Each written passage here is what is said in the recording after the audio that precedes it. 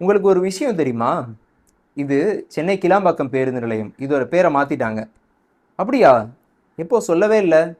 ஆமா, லாஸ்ட் 3 டேஸா வந்து இதுதான் அதிகமா சோசியல் மீடியால ஷேர் ஆயிட்டு இருக்கு. சென்னை கிளாம்பாக்கம் பேருந்து நிலையம் முன்னாள் முதலமைச்சர் திரு கலைஞர் கருணாநிதி அவர்களுடைய பெயரால செயல்பட்டுட்டு இருக்கு. இதோடைய பெயர வந்து அயோத்திதாச பண்டிதருடைய பெயர் வந்து மாத்தப்பட்டிருக்கு.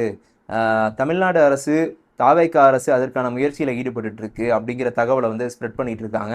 இதை வந்து நான் ஒரு 2 நாள் முன்னாடி பார்த்தேன். பார்க்கும்போதே அது ஏஐல ஜென்ரேட் பண்ண ஒரு இமேஜ் அப்படிங்கிறது தெரிஞ்சிச்சு.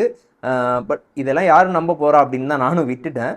ஆனா அவ்வளோ பேர், ஆயிரக்கணக்கான பேர் வந்து சோசியல் மீடியாவில் ஷேர் பண்ணி அரசுக்கு எதிரான விமர்சனங்களை பதிவு பண்ணிட்டு வந்தாங்க. அப்பதான் தெரிஞ்சிச்சு, ஓகே, ஒரு ஏஐ ஜெனரேட்டட் இமேஜுங்கிறத கூட கண்டுபிடிக்க தெரியாத அளவுக்கு நிறைய பேர் இருக்காங்க அப்பாவிகளா அப்படிங்கிறது தெரிஞ்சிச்சு. இது சம்பந்தமா அஃபிஷியல் கிளாரிஃபிகேஷன் வர வரைக்கும் பொறுமையா இருக்கலாமே அப்படிங்கிறதும் தோணுச்சு எனக்கு.